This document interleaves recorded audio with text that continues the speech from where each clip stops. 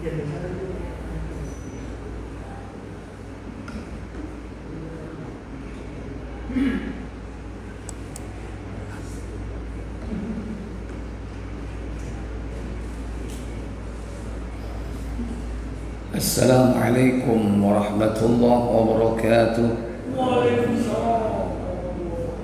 Innal hamdalillah nahmaduhu wa nasta'inuhu wa nastaghfiruh wa na'udzu billahi min sururi anfusina wa min sayyiati a'malina man yahdihillahu fala mudilla lahu wa man yudlil fala hadiya lahu wa asyhadu an la ilaha illallah wahdahu la syarika lahu wa asyhadu anna Muhammadan abduhu wa rasuluhu la nabiyya ba'da. Allahumma salli wa sallim wa barik ala Muhammadin sallallahu alaihi wa ala alihi wa ashabihi wa man tabi'ahum bi ihsanin ila yaumiddin, amma ba'd. Puja dan puji syukur kita panjatkan kehadiran Allah tabaraka wa ta'ala yang telah melimpahkan nikmat kepada kita semua. Semoga salawat dan salam senantiasa tetap terlimpah kepada junjungan kita Nabi besar Muhammad sallallahu alaihi wa ala alihi wasallam beserta seluruh keluarga dan keturunan beliau, para sahabatnya dan seluruh pengikutnya yang setia hingga tibanya hari kiamat. Ikhwatal iman, a'izzakumullah. Kita masih membahas tentang malaikat yang terakhir kemarin, yaitu malaikat yang bertugas untuk menyampaikan salam salawat Nabi, salam salawat atas Nabi kita Muhammad sallallahu alaihi wasallam, yaitu melalui malaikat yang bernama siapa kemarin? Malaikat sayyahin, ya, sayyahin.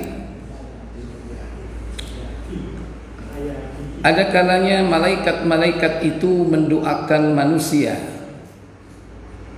Dia mendoakan orang-orang yang berdoa atau yang berbuat baik atau yang beramal soleh.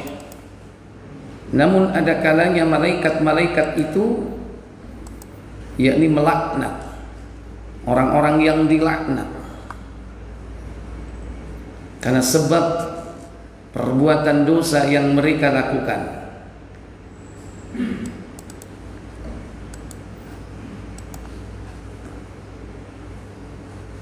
Di antaranya dalam surah Ali Imran pada ayat yang ke-86 dan 87.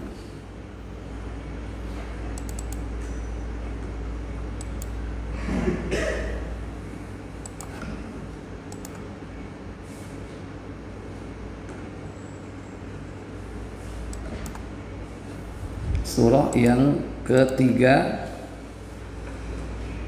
yaitu pada ayat 86. Allah tabaraka wa ta'ala berfirman pada ayat 86 dan juga 87,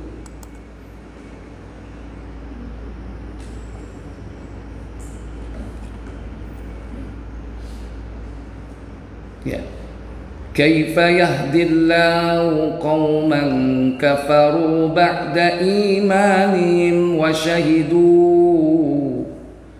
shahidu anna ar-rasula haqqun wa ja'ahumul bayyinat wallahu la yahdil qaumadh dhalimin. Apa kata Allah Jalla wa Ala? Bagaimana Allah akan menunjukkan suatu kaum yang kafir sesudah mereka beriman, serta mereka telah mengakui bahwa Rasul itu, yaitu Muhammad, benar-benar Rasul, dan keterangan-keterangan pun telah datang kepada mereka. Allah tidak menunjuki orang-orang yang zalim. Ulaika jazaa'uhum anna 'alaihim la'natullahi wal malaikah أن عليهم لعنة الله والملائكة والناس أجمعين. Mereka itu balasannya ialah bahwasanya laknat Allah ditimpakan kepada mereka. Demikian pula laknat para malaikat dan manusia seluruhnya. Ya. Jadi mereka yang mendustai atau mendustakan para rasul, mereka disebut orang-orang yang zalim, maka mereka dilaknat oleh Allah dan juga dilaknat oleh para malaikat dan manusia seluruhnya. Kemudian di dalam sebuah riwayat hadis, yakni dalam Sahih At-Tirmidzi pada nomor 2195, 2195.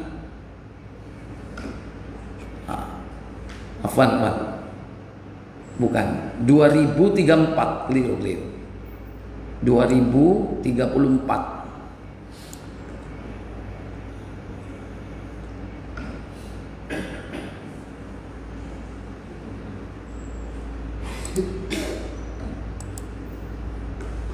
Dari Ali radhiyallahu taala anhu.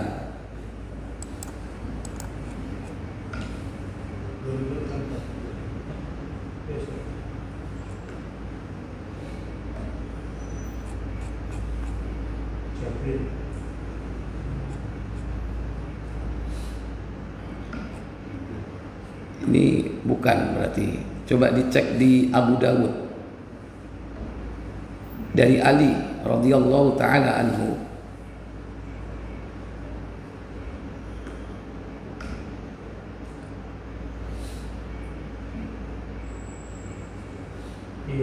Silakan. Bagi mereka yang merusak perjanjian yang sudah dibuat, perjanjian itu antar saudara sesama muslim, kemudian dia menyelisihinya, maka dia akan mendapatkan laknat. Silakan. Dari Ali radhiyallahu anhu, dia berkata, kami tidak pernah menulis dari Rasulullah SAW kecuali Al-Quran dan apa yang ada di dalam sahifah ini.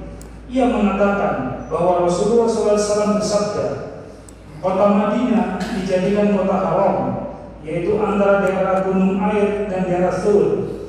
Barang siapa yang mengadakan hal-hal yang baru atau bid'ah atau mengayomi orang yang berbuat dosa, maka ia dilaknat oleh Allah, malaikat dan seluruh manusia. Ia tidak diterima taubat dan tebusannya. Perjanjian umat Islam adalah satu, di mana orang-orang bawahan mereka yaitu umat Islam selalu mengusahakannya. Barang siapa merusak janji dengan seorang muslim, maka ia akan dilaknat oleh Allah, malaikat dan seluruh manusia. Tidak diterima taubat dan tebusannya. Jadi di sini ada dua ya, orang yang dilaknat oleh malaikat. Jadi malaikat bukan hanya mendoakan, tapi juga ada malaikat yang melaknat ya. Dan ini harus diketahui agar kita dalam kehidupan sehari-hari itu jangan sampai menjadi orang-orang yang dilaknat oleh malaikat walaupun nggak terasa. Di sini man awa muhditsan, man ahdatsa hadatsan, barang siapa yang mengadakan hal-hal yang baru atau perkara-perkara muhdats, perkara-perkara yang baru. Dalam kurung di sini maksudnya adalah bid'ah. Au awa muhditsan, atau mengayomi orang yang berbuat dosa atau yang melakukan perbuatan bid'ah, dilindungi. Fa alaihi laknatullahi, maka atasnya baginya yakni laknat Allah wal malaika dan seluruh malaikat, wan nasi ajma'in dan seluruh umat manusia, dan tidak akan diterima taubatnya dan tebusannya. Yang kedua, barang siapa yang merusak yakni janji dengan seorang muslim di sini disebutkan, yakni waman wala qauman bighairi izni mawali, barang siapa yang merusak perjanjian yang sudah dibuat antara dia dengan seorang muslim, fa alaihi la'natullahi wal malaikati wan nasi ajma'in, maka mereka akan mendapatkan laknat dari malaikat dan seluruh manusia. Baik. Demikian pula dalam riwayat-riwayat yang lain juga disampaikan dengan redaksi yang mirip. Kemudian selanjutnya yakni orang yang dilaknat malaikat, yakni orang yang menghalang-halangi kisos atau ditegakkannya hukum Islam, ditegakkannya syariat Allah Jalla wa'ala.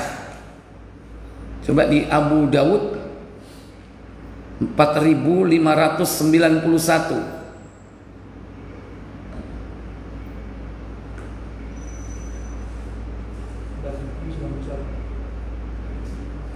Hmm. 4591.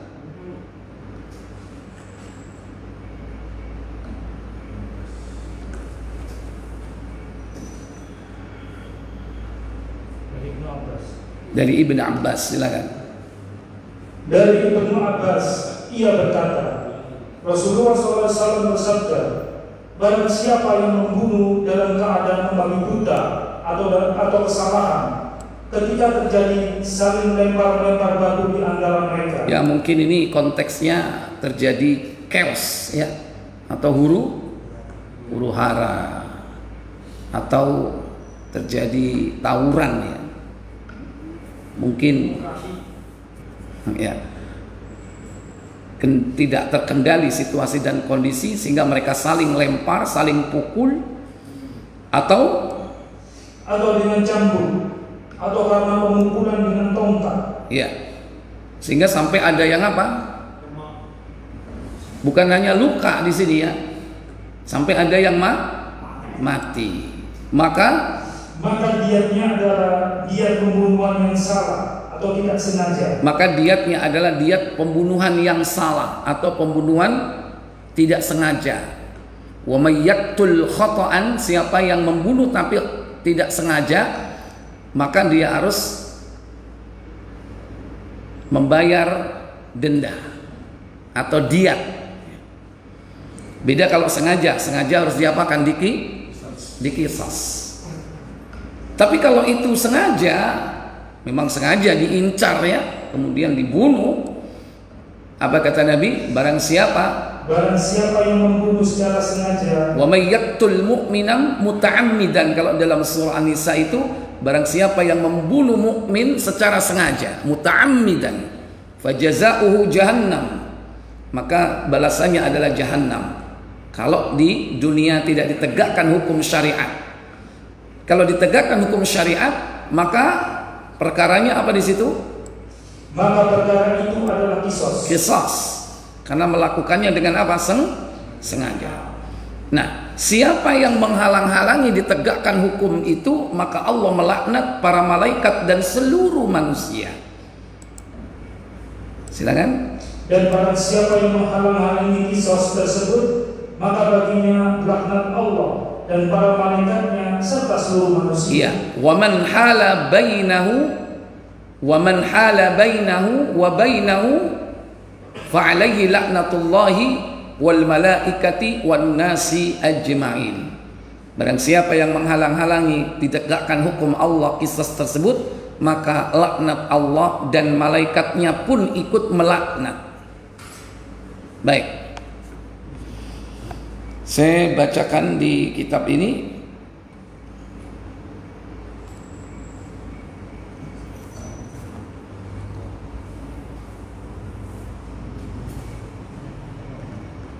Waqad ankara qaumun minaz za'ighina qaunal malaikati ajsaman sebagian dari kelompok orang-orang yang sesat, terutama ahli ra'yu yang mengutamakan apa? Akal. Mereka tidak mengakui, mengingkari, yakni keberadaan malaikat secara jisim, memiliki apa? Jisim. Artinya tidak diakui eksistensi keberadaannya. Waqalu, di mana mereka mengatakan, ini pendapat mereka, innahum ibaratun an qawil khairi al-kaminati fil makhluqat. Mereka mengatakan bahwa sesungguhnya mereka itu ibarat, yakni kekuatan kebaikan, kekuatan positif yang ada pada setiap makhluk. Itulah malaikat. Jadi kalau ada bisikan-bisikan yang baik, dorongan-dorongan yang baik, itulah yang disebut dengan malaikat, menurut mereka begitu. Jadi mereka tidak mengakui bahwa malaikat ini memang memiliki apa? Memiliki wujud, tapi hanya sebagai sebuah potensi kebaikan yang ada pada setiap manusia. Wa hadza takdzibun li kitabillahi ta'ala wa sunnati rasulih sallallahu alaihi wasallam wa ijma'il muslimin. Dan ini merupakan bentuk kedustaan terhadap kitab Allah Ta'ala dan juga sunnah-sunnah Rasul sallallahu alaihi wasallam, dan juga ijma', yakni konsensus dari kaum muslimin. Karena semua kaum muslimin ini mayoritas mereka sepakat mengakui keberadaan, yakni para malaikat. Kemudian di dalam surah Fatir, surah 35 pada ayat yang pertama, Allah Jalla wa Ala, qala Allah Ta'ala, Allah berfirman, alhamdulillahilladzi fatiris samawati wal ardi ja'ilil malaikati rusula uli ajnihatim mathna wa thulatha wa ruba'. Apa kata Allah?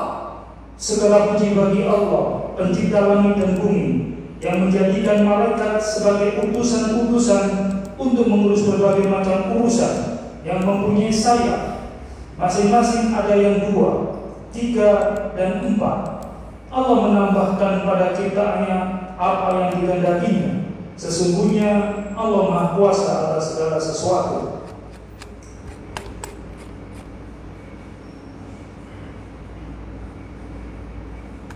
Ya, ini surah Fatir.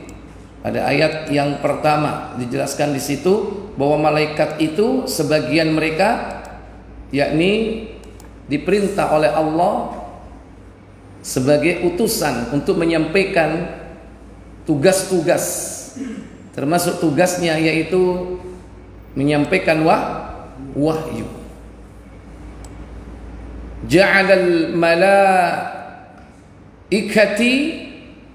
Ja'alal malaikata, di sini disebutkan Fatiris samawati wal ard ja'ilil malaikati rusula, sebagai utusan. Maksudnya untuk mengurus berbagai macam urusan yang dia memiliki, yakni sayap. Ada lagi yang datang kepada orang-orang kafir saat kematian, itu malakul maut. Cuman perilaku dan sikapnya kasar kalau berhadapan, yakni dengan orang-orang kafir. Jadi di dalam surah Al-An'am ayat 93, surah Al-An'am, surah yang ke-6, ayat yang ke-93, Allah Jalla wa Ala berfirman dalam ayat tersebut, walau tara idz zalimina walau tara idz zalimuna fi ghamaratil maut wal malaikatu basitu aydihim.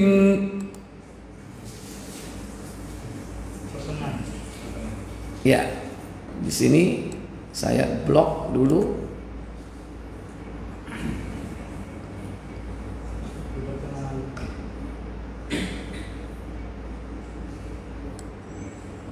Ini mulai dari sini.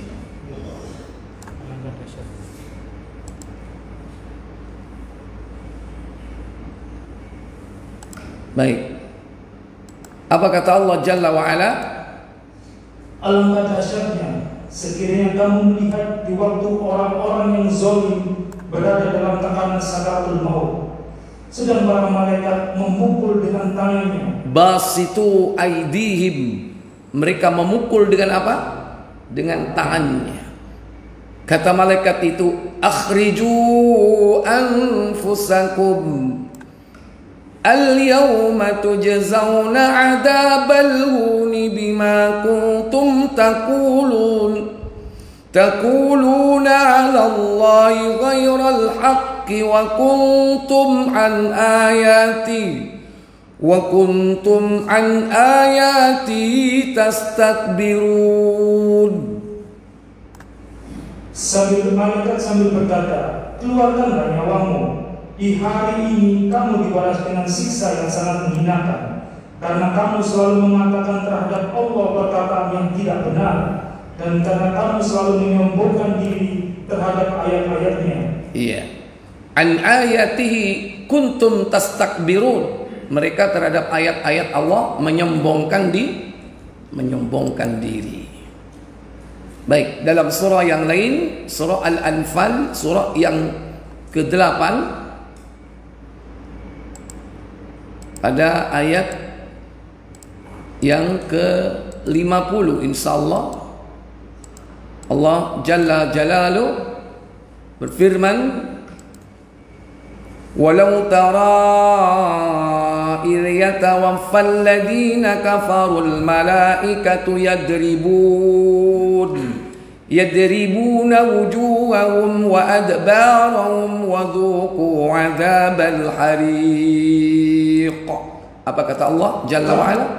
Kalau kamu melihat ketika para malaikat mencabut jiwa orang-orang yang kafir seraya memukul muka dan belakang mereka, dan malaikat berkata, rasakanlah olehmu siksa neraka yang membakar, tentulah kamu akan merasa ngeri.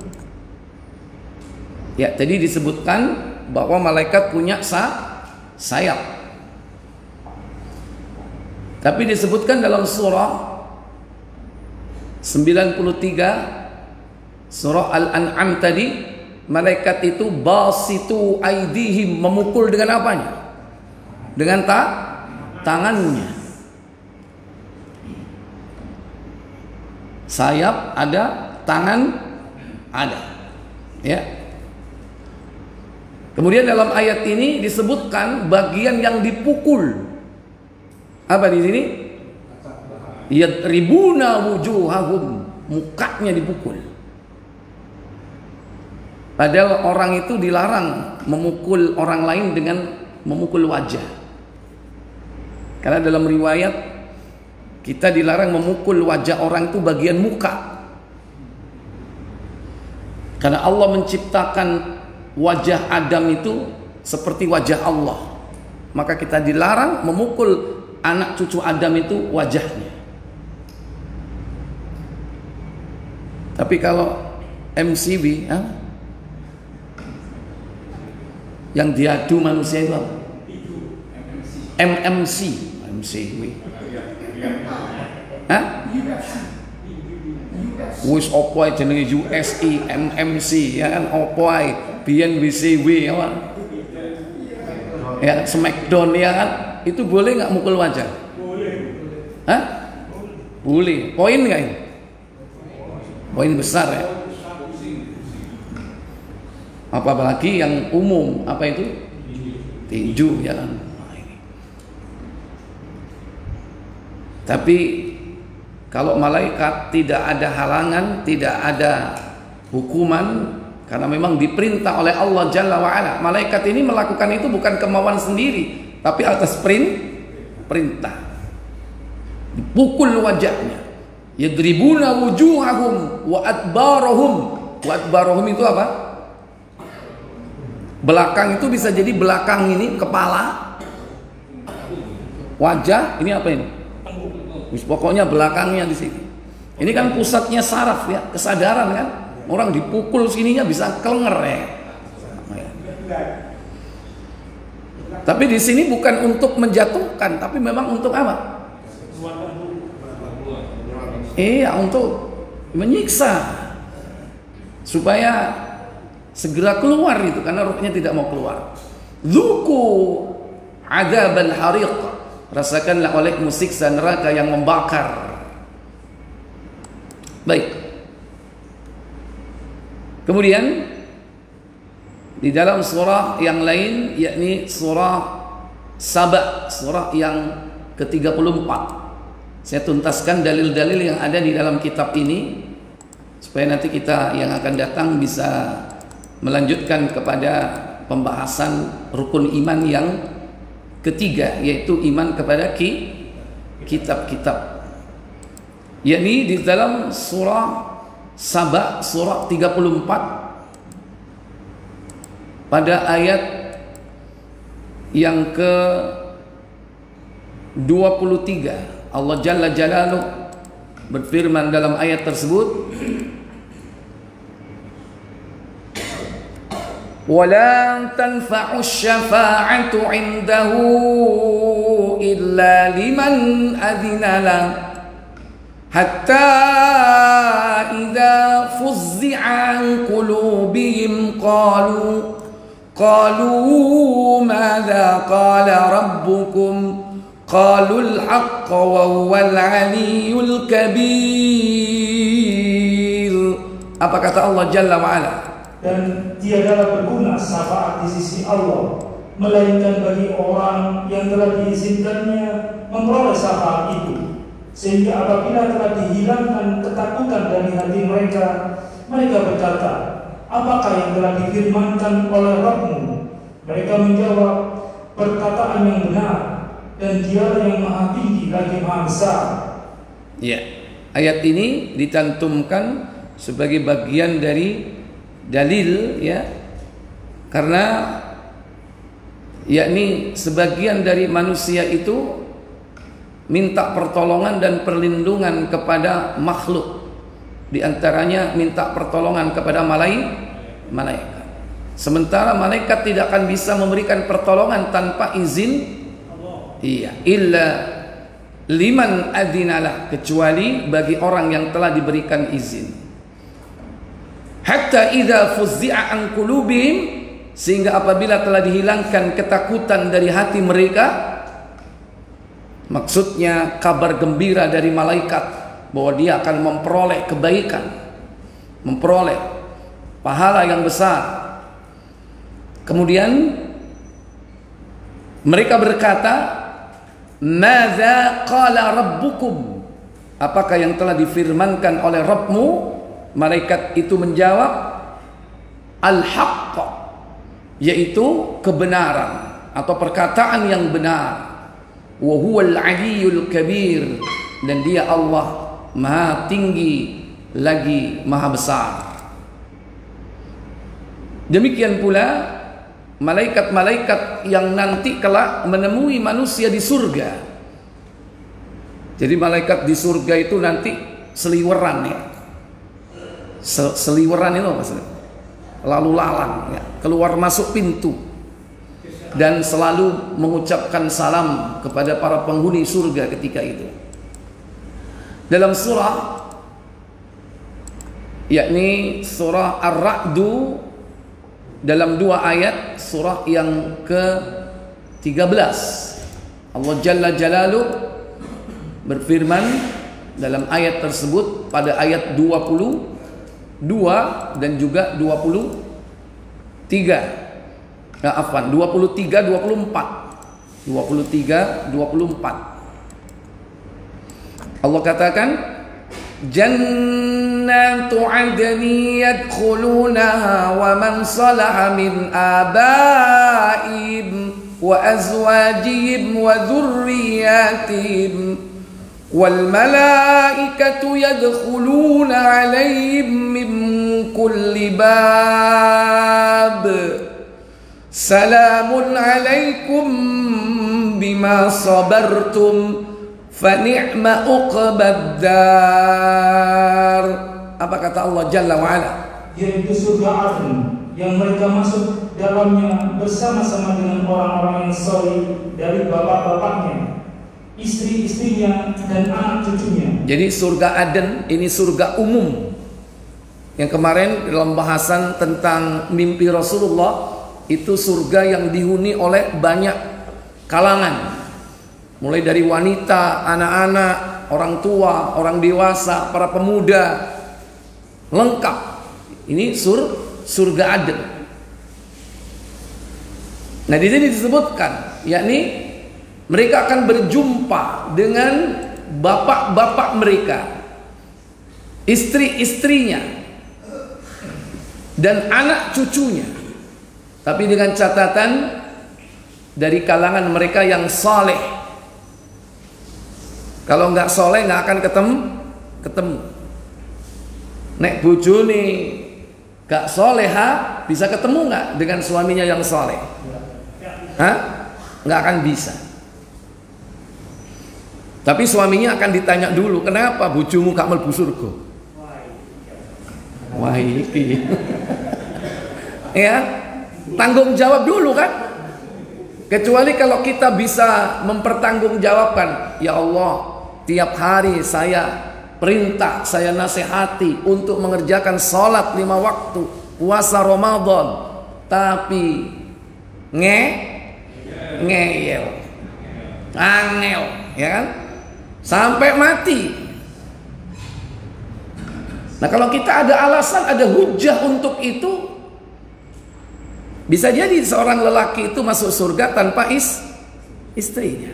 Dia akan diganti dengan bidadari. Bukan hanya cantik ya. Bidadari itu betisnya itu seperti kaca, tembus pandang. Dalam riwayat Muslim ya. Itu baru betisnya, belum wajahnya. Tapi kalau wanita dunia yang masuk surga itu lebih cantik dari bidadari. Karena dia masuk ke dalam surga dengan perjuangan, dengan amal soleh. Bidadari kan langsung dicipta, tanpa melalui ujian, tanpa melalui apa? Perjuangan. Kalau wanita dunia masuk surga melalui perjuangan nggak?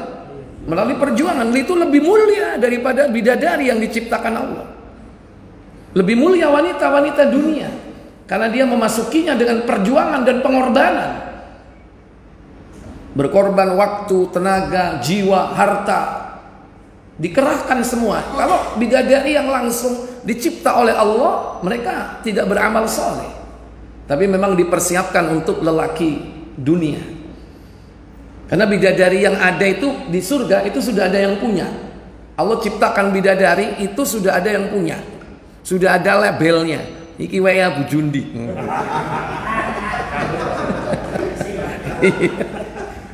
Tungakno rek sampean cek melok ditungakno ngono lho.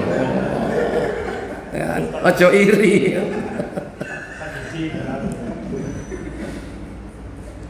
Ya. Kenapa? Karena laki-laki dunia yang dizolimi oleh istri dunianya itu bidadari akhiratnya ngamuk. Hei perempuan dunia, jangan kau sakiti hati suamiku. Semoga Allah memerangi kamu. Jangan kau zolimi suamiku. Kau hanya sebentar bersama suamiku, hanya mampir sebentar, dia akan segera pergi meninggalkan kau dan mendatangi aku di surga. Itu ucapan bidadari. Kalau suami-suami dunia itu dizolimi oleh istri-istri dunianya. Baik. Jadi bapak-bapaknya yang soleh bisa ketemu dengan anak-anaknya, dengan cucu-cucunya, dengan istri-istrinya. Tapi harus yang soleh-soleh. Mungkin kita nggak pernah ketemu di dunia dengan canggah kita, belum pernah kenal cangga kita. Karena cangga kita soleh, nanti ketemu dengan cangga kita. Walaupun nanti usianya sama kan, ketemu aja di dunia belum, nanti di sana di surga usianya 33, semuanya sama, 33 tahun. Tapi kenapa kok kenal? Karena Allah yang membuat kita ini penglihatannya tajam. Ya. Kita udah tahu, oh ini cangga saya ini, jeleng langsung kayak barcode ya. Sudah ada datanya. Ini cangga saya, langsung tahu. Itu nanti di akhirat. Jadi nggak akan keliru, walaupun usianya nanti sama, pasti akan ketemu. Nah, di sini poinnya adalah apa? Wal malaikatu, dan para malaikat yadkhuluna alaihim min kulli babin, sedang para malaikat itu masuk ke tempat-tempat mereka dari semua pintu. Pintunya banyak kan? Kalau pintu secara umum surga ada berapa? Pintu utamanya berapa? 8 pintu surga. Nanti akan dibahas kalau ada waktu. Ya, insya Allah. Dan mereka mengucapkan kalimat kepada orang-orang yang masuk surga. Ucapan malaikat itu apa? Salamun, salam sejahtera. Alaikum bima sabartum. Salamun alaikum bima sabartum. Salamun alaikum, salam sejahtera buat kalian, bima sabartum, karena kesabaran yang kau lakukan di dunia.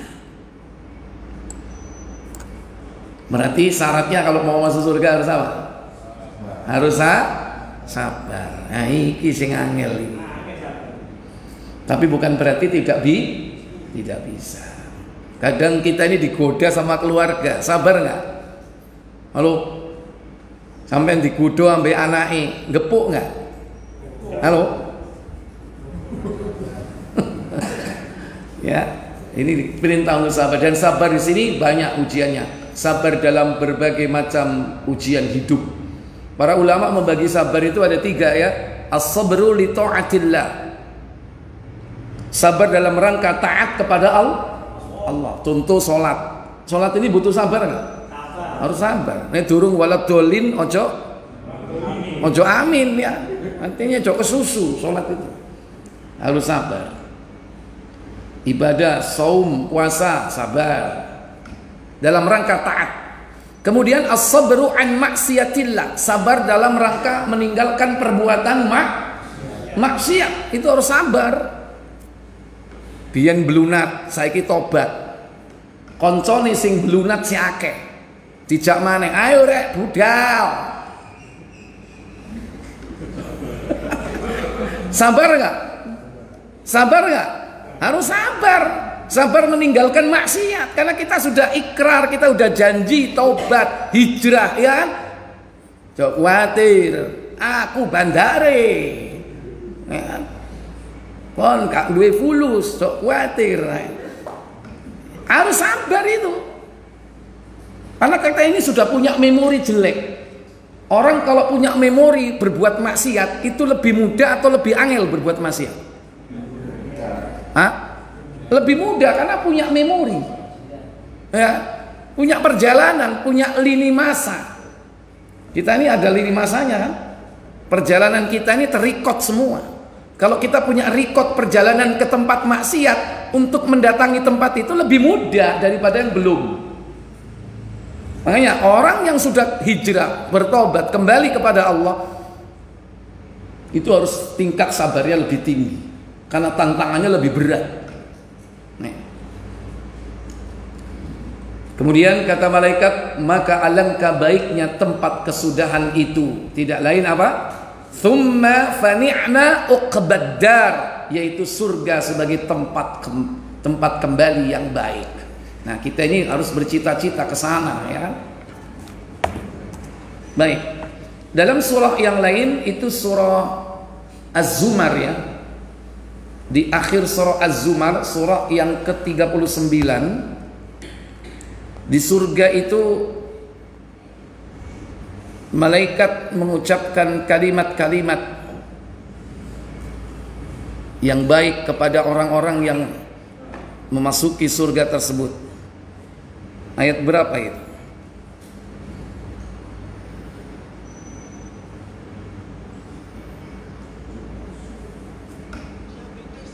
وَتَرَى الْمَلَائِكَةَ حَافِّينَ مِنْ حَوْلِ الْعَرْشِ يُسَبِّحُونَ بِحَمْدِ رَبِّهِمْ وَقُضِيَ بَيْنَهُمْ بِالْحَقِّ وَقِيلَ الْحَمْدُ لِلَّهِ رَبِّ الْعَالَمِينَ.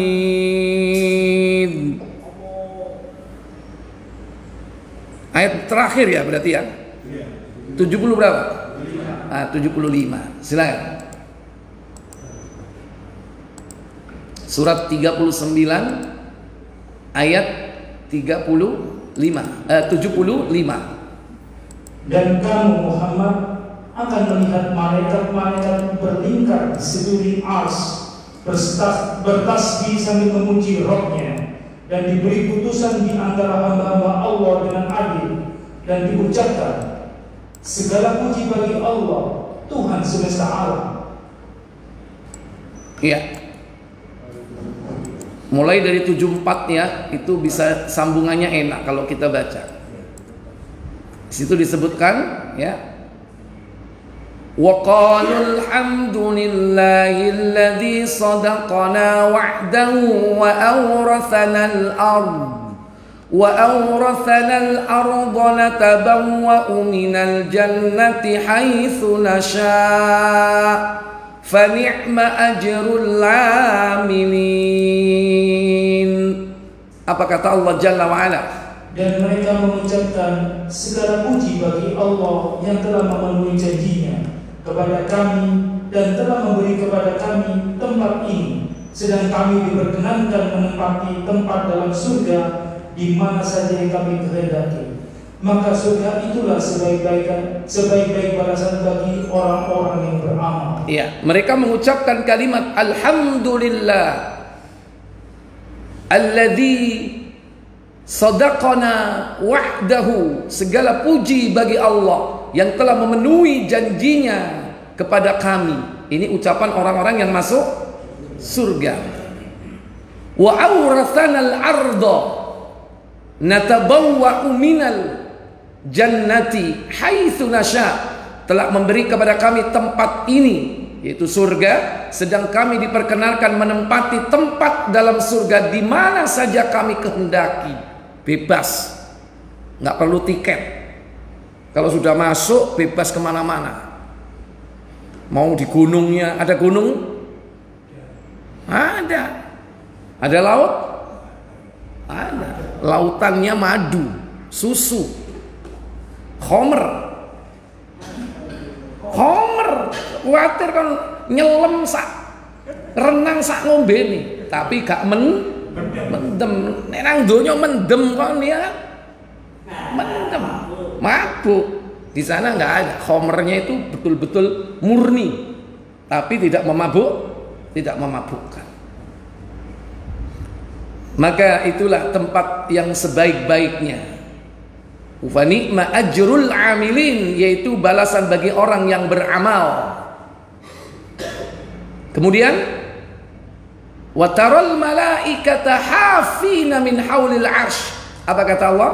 Dan kamu Muhammad akan melihat malaikat-malaikat berlingkar di sekeliling arsy. Ya, ada malaikat itu berkeliling arsy, melingkar dia, berkeliling arsy dan bertasbih memuji Rabb-nya. Lanjut.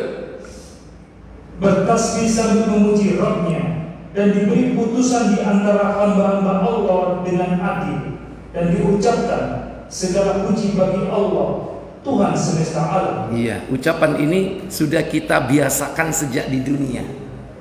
Wa qila alhamdulillahi rabbil alamin. Makanya sebaik-baik doa itu adalah ucapan alhamdulillah, itu sebaik-baik doa. Sebaik-baik zikir adalah la ilaha. Itu sebaik-baik zikir. Makanya kan afdhalul zikri La ilaha illallah. Afdhalud du'a alhamdulillah. Baik, silakan adzan.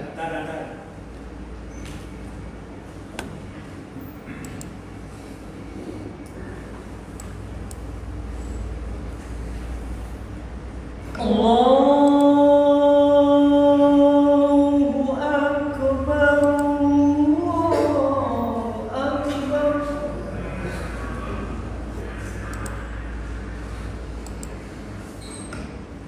Allahu Akbar, Allahu Akbar.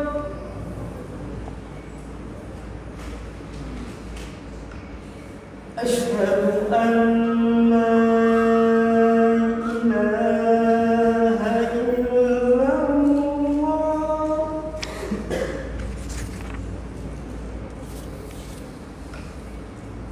Asyhadu an la ilaha illallah.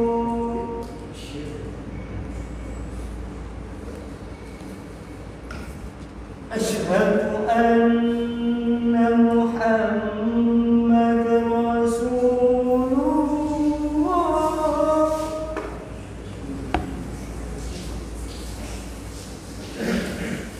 Asyhadu anna Muhammadan Rasulullah.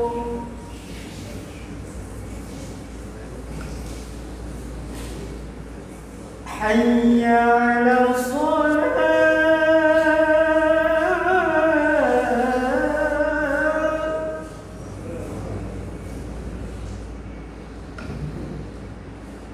Hayya 'ala shalah.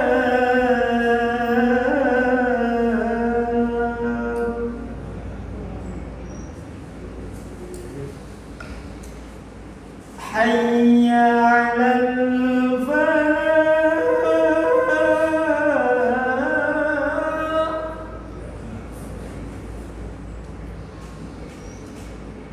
Hayya 'alal falah.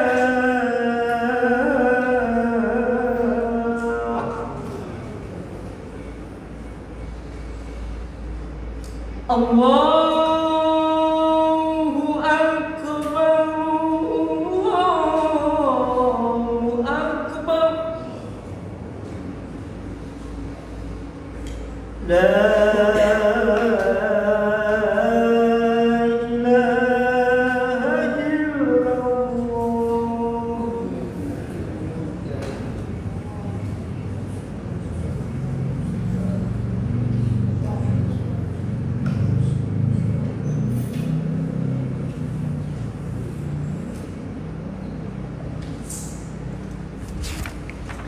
Baik Bapak Ibu, saudara sekalian yang dirahmati Allah Jalla wa Ala, saya bacakan selanjutnya.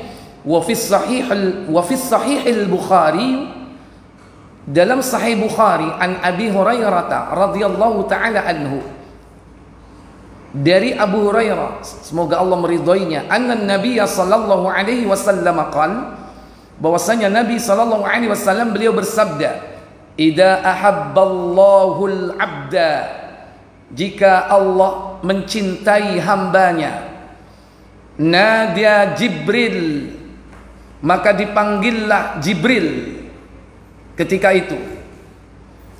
Innallaha yuhibbu fulanan, sesungguhnya Allah mencintai fulan, seseorang. Fa uhibbuhu, maka cintailah dia. Fayuhibbuhu Jibrilu, maka Jibril pun ikut mencintainya. Atas perintah siapa? Allah. Fayunadi Jibrilu fi ahli sama, maka Jibril memanggil seluruh penduduk langit, itu di kalangan malaikat. Innallaha yuhibbu fulanan, dia berkata si Jibril kepada para malaikat yang di langit, sesungguhnya Allah mencintai fulan. Fa uhibbuhu, maka cintailah dia. Fayuhibbuhu ahlas sama, fayuhibbuhu ahlus sama, maka orang-orang penduduk langit Mereka semua mencintainya. Tsumma yudha'u lahul qabul fil ard. Kemudian demikian pula hal itu dilakukan untuk penduduk dunia, diperintahkan untuk mencintainya. Jadi lebih enak mana, dicintai malaikat atau dicintai manusia? Kalau malaikat cinta kepada manusia, berarti itu atas perintah siapa? Allah. Nggak mungkin malaikat kesengsem sendiri. Aku seneng biare kira ganteng ya. Enggak, dia cinta kepada orang itu karena Allah cinta, dan Allah sampaikan, aku cinta kepada fulan. Hai malaikat Jibril, sampaikan kepada penduduk langit, aku mencintainya. Seluruh malaikat akan mencintainya. Enak mana, dicintai malaikat atau dicintai manusia? Karena ketenaran kita.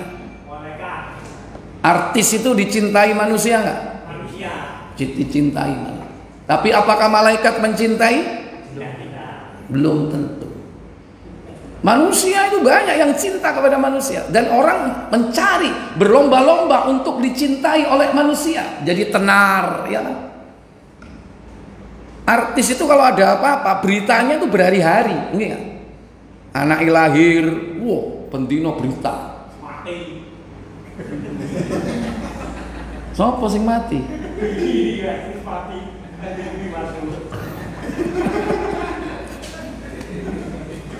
Berapa hari beritanya? Nun sewu, nek jenengan sing pejah, enten siarane napa mboten? Iya, nggak dikenal manusia, nggak masalah. Yang penting dikenal oleh siapa? Dikenal oleh malaikat, karena kita soboi masjid, ya. Malaikat yang kenal kita itu malaikat yang baik. Maksudnya kenal kita itu karena kebaikan. Malaikat sing nang masjid sing kenal. Oh iki biasane nang masjid iki. Nek ka ono muadzine ganteni muadzin iki. Misalnya kan gitu kan? Dikenal itu. Bukan yang wah iki soboi cangkruk nang warkop iki. Malaikatnya getem-getem itu kan. Iya. Mosok gak sholat Jumat ya kan, sik nongkrong ae kopi sik separuh. Padahal ket jam piro, Mang? Jumat ditinggal, sik durung entek ya kan. Nah, ini jangan sampai kita ini dikenal keburukan oleh malaikat, dikenal kebaikan oleh malaikat. Seperti siapa? Ada seorang penduduk bumi itu terkenal di langit. Penduduk langit itu kenal, tapi di dunia itu dihinakan oleh orang. Kenapa? Karena miskin, wis melarat, awake ya apa? Tidak normal pada umumnya kan gitu kan. Sehingga dianggap gila. Siapa itu? Uwais Al-Qarni. Seorang tabi'in. Sebetulnya hidup di masa Rasul, tapi dia belum pernah jumpa dengan Rasul. Walaupun sudah sempat datang ke Madinah yang menemuinya Aisyah. Sementara Rasulullah sedang perang Tabuk, perang terakhir beliau. Nggak ketemu. Padahal itu kesempatan yang luar biasa, yang dia berusaha untuk apa? Berusaha untuk menemui Rasulullah bertahun-tahun. Kenapa? Karena selama ini belum mendapatkan izin dari siapa? Ibunya. Karena anak semata wayang, ibunya, suaminya udah meninggal. Dia hidup bersama ibunya.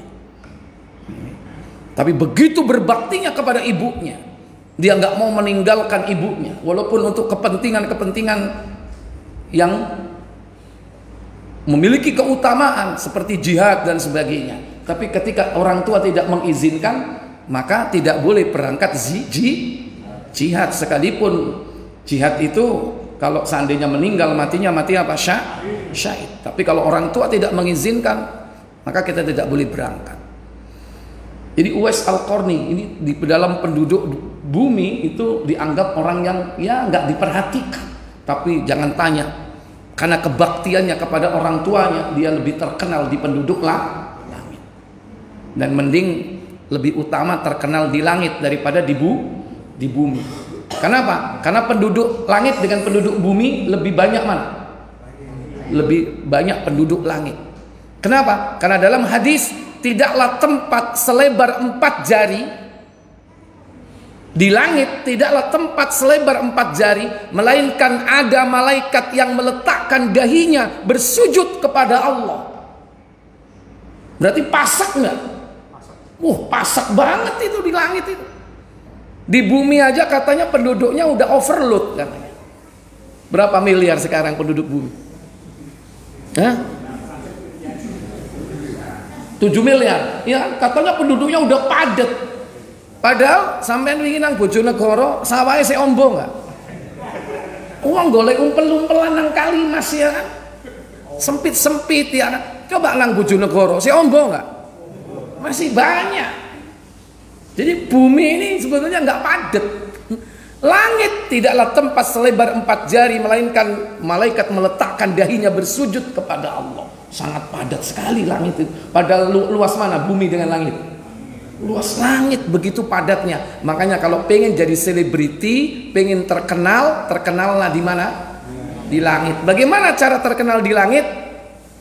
Ya, beriman dengan benar dan beramal soleh. Makanya bagaimana supaya malaikat itu cinta, senang. Salah satunya apa? Senantiasa bersiwak, menggosok gigi. Ya, jangan kita ini senengane mangan apa? Nah itu yang dibenci oleh malaikat. Apa meneh ambu beluk. Malaikat gak seneng wong sing mulutnya itu bau. Bukan hanya pete, bukan hanya jengkol, tapi termasuk beluk. Itu malaikat pergi dari orang yang mulutnya bau seperti itu. Makanya kita dianjurkan rajin untuk membersihkan mulut. Itu baru satu. Karena malaikat itu nggak suka menemani orang-orang yang seperti itu, bau mulut. Baik, saya pikir cukup. Silakan kalau ada pertanyaan, saya berikan kesempatan. Monggo. Iya, silakan. Dasar untuk sholat masbuk, apakah i'tidal? Sebelum i'tidal berarti itu sudah masuk tidak masbuk? Iya, baik. Batasan sholat masbuk dianggap dapat 1 rakaat apabila kita bersama-sama imam ruku.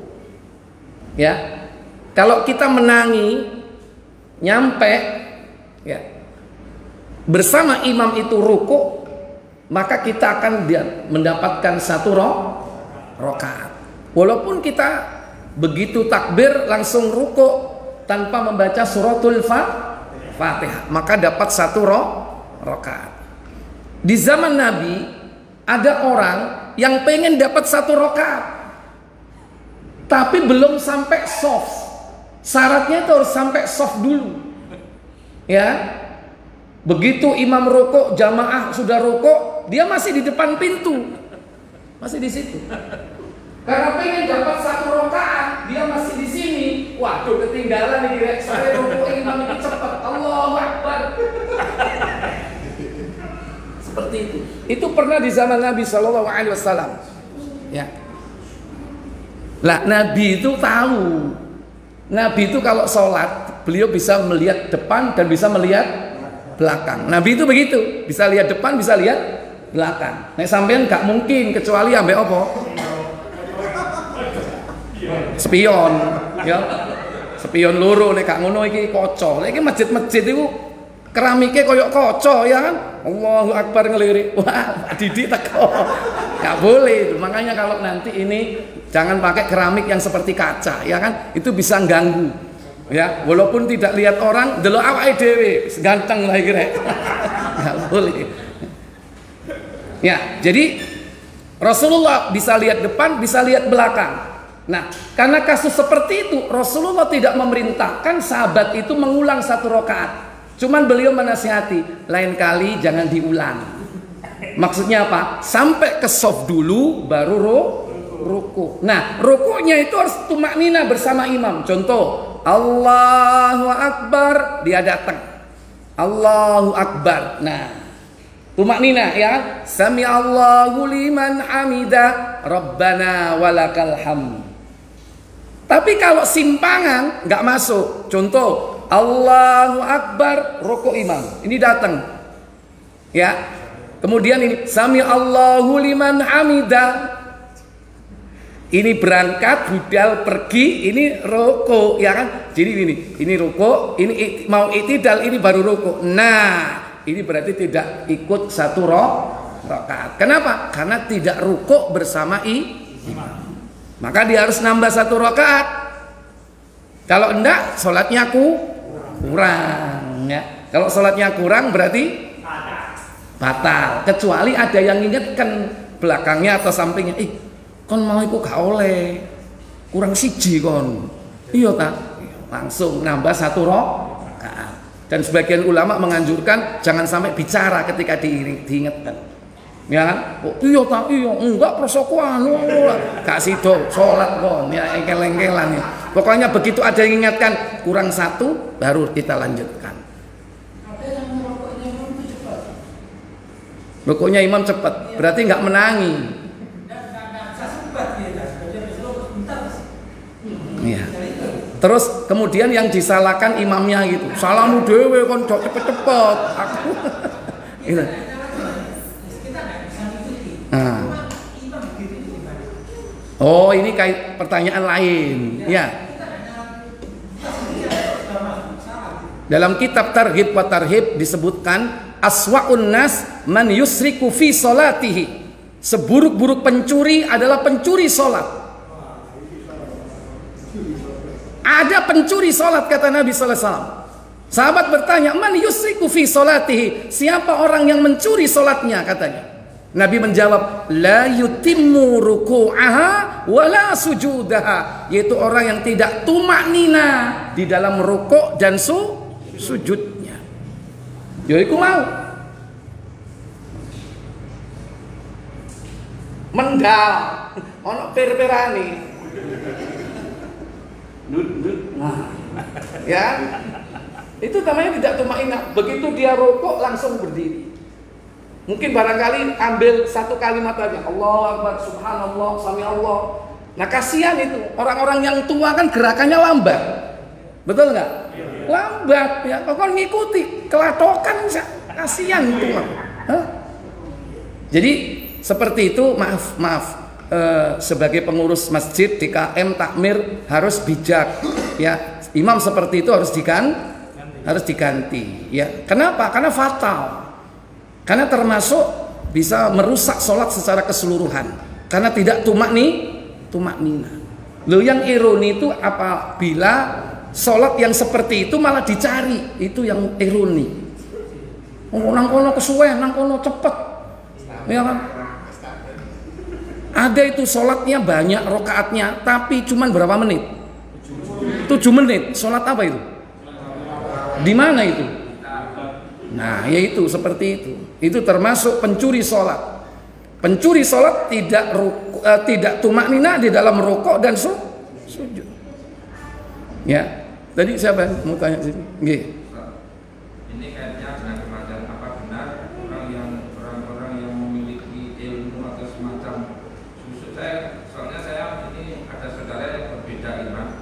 Dia punya keyakinan saya itu dilindungi dewa dari akar, dari kiri kanan dan sebagainya. Usianya sekitar 80 sakit lagi gitu. Apa benar itu menghalangi seseorang yang punya seperti itu susah mati gitu Ustaz? Iya, baik. Itu salah satu pengalaman yang banyak terjadi, orang-orang yang susah meninggal. Di antaranya karena dia memiliki khodam ya. Nah khodam itu dimiliki karena banyak jalan. Ada yang memang dia berniat untuk mencari dengan mengamalkan ritual seperti wirid, seperti puasa ya, puasanya menyelisih sunnah tentunya. Itu ada yang keturunan istilahnya jin nasab.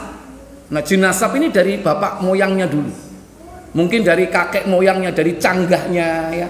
Ketika turun ke anaknya, nggak ada anaknya yang cocok, turun lagi nyari ke anaknya, nggak ada yang cocok, sampai ke cicitnya baru cocok. Wah ini ketokane cocok ini.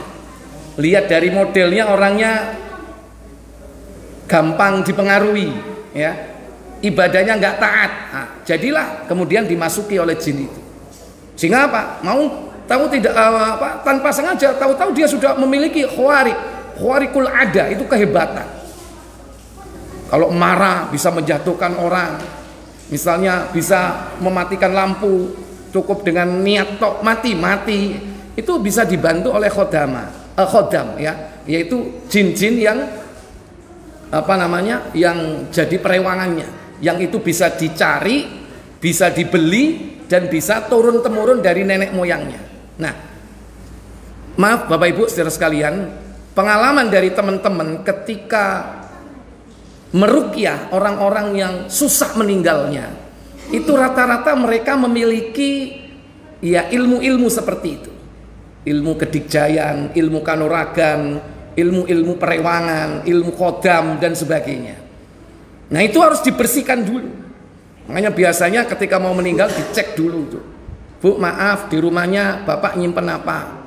Oh iya, Bapak ada keris. Nah, itu. Bapak ada ini, benda ini katanya dari mbahnya dulu. Atau ada yang sempat dompetnya itu dibuka. Itu ternyata isinya banyak raja-raja. Dan itu buntelnya itu luar biasa, rapetnya. Bahkan anti air ya. Luarnya kulit, dalamnya dibuntel plastik, dalamnya lagi dilaminating lagi. Ya, jadi kalau seandainya kena air nggak bisa basah, nggak bisa rusak. Itu dipegang tiap hari di dompetnya. Nah, setelah itu kita buka, dibongkar, dibakar. Alhamdulillah atas izin Allah dimudahkan untuk meninggal dunia. Itu ada yang seperti itu. Dan itu pengalaman banyak para peruqyah yang menghadapi orang-orang yang punya kasus-kasus seperti itu. Oleh karena itu saya sarankan kepada Bapak saudara sekalian yang mungkin punya pegangan dari orang tuanya dulu, sikap atau raja-raja atau apa, sebaiknya jangan dipakai, sebaiknya dibuang. Caranya dengan dibakar. Ya. Karena apa? Karena itu sebetulnya mantra-mantra atau password di mana jin itu akan datang menemui kita, memberikan berbagai macam proposal. Apa yang kita inginkan akan diwujudkan oleh jin-jin itu. Yang kedua, jangan sampai kita ikut segala macam bentuk aliran tenaga dalam, apapun. Baik yang pakai wirid, baik yang olah nafas, baik yang isian, sebaiknya jangan pakai seperti itu. Pengen kebal, kepingin menghilang, iso hilang, nah ya. Ingin nggak mempan dibacok, nggak mempan dibakar, sudah semua itu hilangkan, nggak usah ikut seperti itu. Itu apa kaitannya ada semacam kesyirikan gitu juga? Ya, salah satu bentuk yang dilakukan ritualnya yaitu ritual kesyirikan. Ya, kenapa? Dalam hadis disebutkan at-tamaim wat-tiwala asyirku.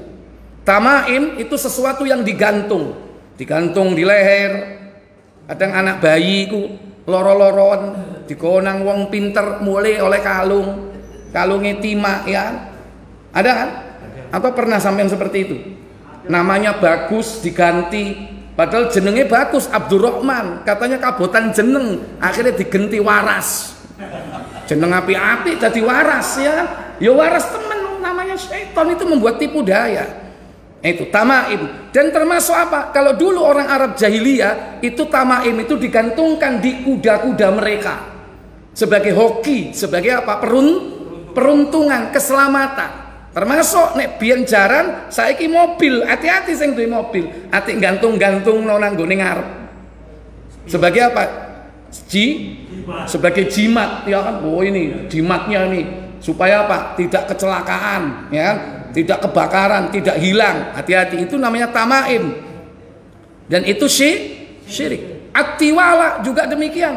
Tiwala itu mantra-mantra ada dua aliran, yaitu aliran yang membuat orang cinta atau mahabbah, atau orang bilang melet. Sampai nggak bisa melet, aku iso melet. Nah, ya. Melet yang kedua, kebencian. Bagaimana caranya mencerai suami istri? Suami istri ini dibuat benci satu dengan yang lain. Melihat itu seperti jelek. Suami lihat istri, istrinya tampak jelek kayak mak lampir, ya kan? Istrinya lihat suami tampak jelek kayak garandong, ya kan? Itu kenapa? Karena seperti sihir. Itu bagian daripada sihir. Oleh karena itu semua harus ditinggalkan hal-hal seperti itu. Ya. Kenapa? Karena kalau kita nggak selamat akidahnya, masuk kepada kesyirikan, kita mati dengan membawa kesyirikan, dosa ini tidak akan terampuni. Kalau dosa-dosa yang lain kita mati masih melakukannya, masih mungkin diampuni karena dia tidak berbuat syirik.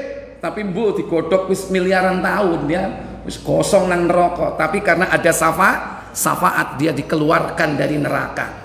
Tapi sudah ribuan tahun, jutaan tahun di neraka jahanam. Makanya mereka ketika masuk surga, mereka dijuluki oleh ahli surga sebagai siapa? Jahannamiyun, nama mereka. Jahannamiyun. Apa? Mantan narapidana jahanam. Karena sudah bertahun-tahun di jahanam, ya kan? Tapi lumayan dikeluarkan dari neraka. Kenapa? Karena dia tidak berbuat syirik. Itu pentingnya keutamaan tauhid. Jangan sampai berbuat syirik, termasuk hal-hal seperti itu. Wallahu a'lam. Baik, saya pikir cukup. Kita tutup kafarat majlis. Subhanakallahumma wa bihamdik, asyhadu an la ilaha illa anta, astaghfiruka wa atubu ilaik. Wassalamualaikum warahmatullahi wabarakatuh.